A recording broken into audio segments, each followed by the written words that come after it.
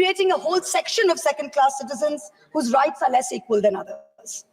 This government brought in a discriminatory Citizenship Amendment Act that is openly violative of the fundamental right to equality before law. All the BJP state governments are competing with each other in bulldozer justice, demolishing homes, usually of minorities, without due process of law. I had to go to the Supreme Court to get a stay on the unconditional and on the unconstitutional order of the UP government, demanding that minorities, that Muslims put identifying markers on their eateries in shops during the Kawad Yatra. This is blatantly a violative of Article 15. Let us move on to campaign finance now. In 2014, both the BJP and the Congress were held liable for illegally accepting foreign contributions. In response, this government retrospectively amended the Foreign Contribution Regulatory Act, FCRA 2010, to narrow the definition of a foreign company and thereby remove the illegality with retrospective effect. This was done surreptitiously. The Act of 2010 was not amended by a separate bill. It was done via clauses slipped into the Finance Act 2016 and the Finance Act 2018. The amendments not only legalized foreign funding of political parties, they also created a new funding vehicle called electoral bonds.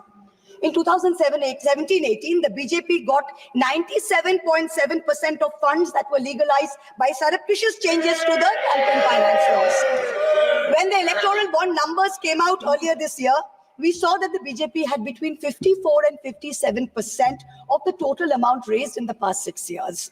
This kind of unfair advantage for the BJP in campaign finance has created a very skewed playing field for the opposition in recent years. There's no denying this. The use of the government funds to promote BJP and to promote Modi ji's political branding in the run-up to the elections, Modi ji ki guarantee, Modi ji ka parivar, creates a media blitzkrieg that few smaller parties can match. For a free and fair electoral process, a neutral referee is necessary. So in addition to electoral accountability, our constitution lays down a second check of institutional accountability, where the government is scrutinized by the judiciary and by various fourth branch institutions, such as the Election Commission, the Vigilance Commission, a human rights watchdog, an anti-corruption body. The appointment mechanism of these fourth branch institution, along with their functional autonomy, is what keeps them independent. What has this government done? This government willfully defied the spirit of the Supreme Court ruling on the Election Commission's independence by replacing the Chief Justice of India on the selection committee with a government-appointed minister. So you have a 2-to-1 majority. Prior to Modi ji becoming Prime Minister, how often did we hear of an election commissioner not filling their full term? Ever since this government has come in, 2 election commissioners have inexplicably quit before their terms have ended. The 2024 elections saw egregious violations of the Model Code of Conduct by the BJP, and specifically by the Prime Minister, which an eager and compliant commission blatantly ignored. But even the smallest violation by an opposition party saw the ECI taking prompt, stringent action. For free and fair elections, just like justice must not only be done, but must also be seen to be done. So public trust in democracy has to be restored by this election commission. We've jokingly started calling it the Modi ji Code of Conduct. Other institutional bodies have been similarly compromised. Appointments to the National Human Rights Commission have been widely criticized, especially of Justice Arun Mishra and others close to the establishment. This is a judge who, while in office, he praised on Modi ji, calling him an international visionary who thought globally and acted locally. And lest the Treasury benches claim this assessment is a biased one, please remember, it is precisely this kind of appointments that have undermined the independence of the NHRC, so much so that the NHRC has lost its UN accreditation. The NHRC can no longer represent India or vote at the UN Council of Human Rights. Allow me to turn to a simple instance of what human rights under the rule of law means, the right to bail. The erstwhile outgoing Chief Justice of India waxed eloquent recently about how the right to bail has been granted during his tenure for all. A range of under trials, from A to Arnab to Z for Zubair.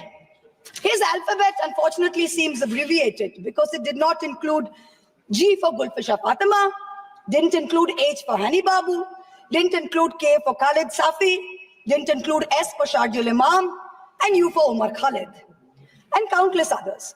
The former Chief Justice made it a point to say that the Supreme Court is not meant to act like the political opposition. We in the political opposition don't need the Supreme Court to do our job. We are not asking it to. But what troubles us is that some members of the higher judiciary appear to be doing their best to compromise the independence and integrity of our constitutional courts. I do not think that the framers of our constitution ever imagined a scenario where judges would rely on private conversations with God to write judgments, rather than on objective logic, on reasoning, and on the law and the Constitution. The Honorable Defence Minister in a speech this morning mentioned the courage of the late Justice H.R. Khanna to dissent in 1976. May I remind everyone that Justice Khanna lived for 32 years after 1976 under a largely Congress regime, long enough to write his autobiography, which the minister quoted from. Unlike poor Justice Loya, who's resting in peace long before his time. Delays in filling vacancies in the Central Information Commission is denying citizens their right to information. Currently, the CIC has only 3 commissioners, including the chief, instead of the mandated 10, and has 22,000 pending appeals filed by people against the denial of information by this government. The third dimension of executive accountability is discursive accountability. Citizens in a democracy expect their government to be able to justify their actions by way of public discourse with civil society. This government on a daily basis is pursuing unconstitutional methods of restricting freedom of the press and freedom of speech. Its ill-conceived amendments to the IT rules to create fact-checking units was recently struck down by the Bombay High Court as being violative of Articles 14 and 19 of the Constitution. The latest UP police cases against fact-checker Mohammad Zubair, when the UP police is invoking de facto sedition against a fact-checker who is documenting hate speech. This is preposterous. I am one of the petitioners challenging the constitutionality of the sedition law, and the Supreme Court has very clearly stated that no coercive action will be taken on alleged sedition cases till the matter is decided. Yet the government doesn't stop. The Bharatiya Nyaya Samhita, which the ruling party brought in last year when most of the parliamentarians were suspended, they said we are dropping sedition, but you also replaced it with a far more draconian Section 152. There's also something else which we all need to think about. The BNS for the first time adds terrorism as a punishable offense and defines it as an act that intends to threaten the unity, integrity, and security. So the crime of terrorism is no longer anchored in an actual act. It's anchored in an intent or a thought. This means that from now onwards, the parents of disappearing Kashmiris or disappearing Manipuris who are protesting peacefully in a park can be accused of being terrorists. What they do or do not do in that park while they assemble is besides the point. As long as a police officer is convinced that they have the intent to do something, they can be terrorists. This makes terrorism a thought crime. Madam Chairperson, this is closer to the letter and spirit of the dystopian reality in George Orwell's 1984 than it is to the Constitution of India. Let me turn to how the policy of 1,000 cuts has damaged our institutions. Institutions like the Enforcement Directorate and the CBI have turned into extortionist departments for the government.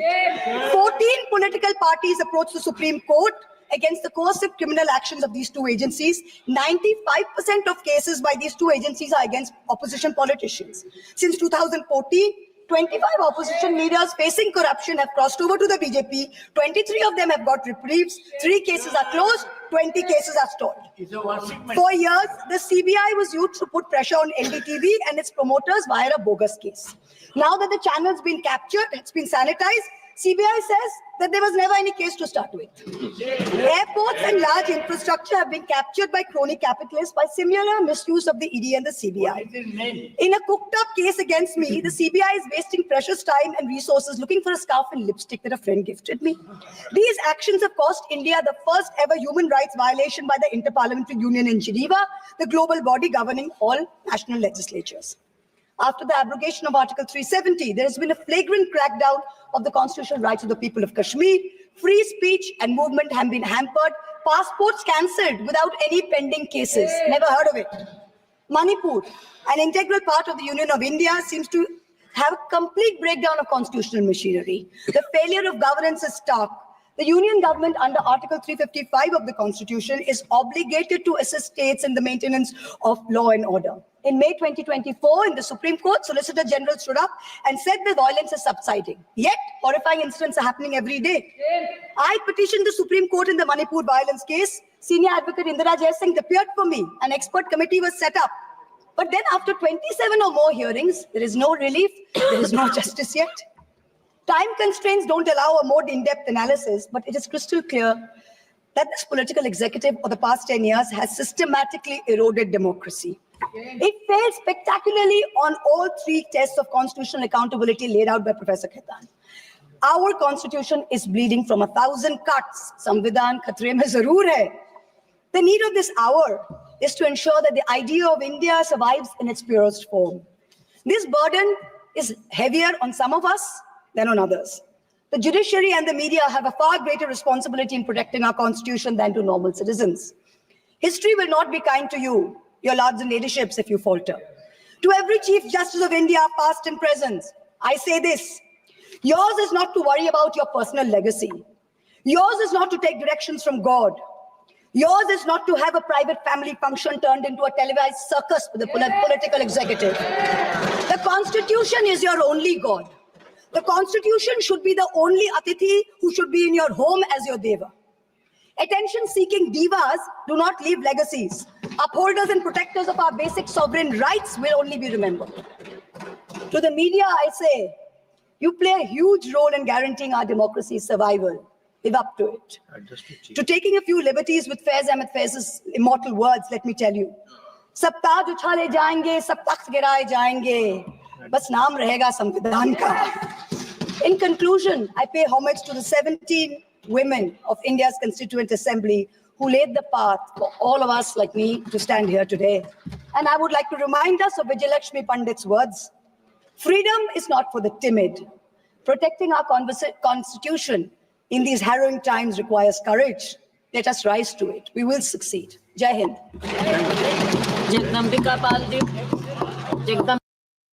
Help secure your website with GoDaddy's SSL certificate. Get a green lock icon next to your URL to show your website's data is encrypted. Start today at godaddy.com.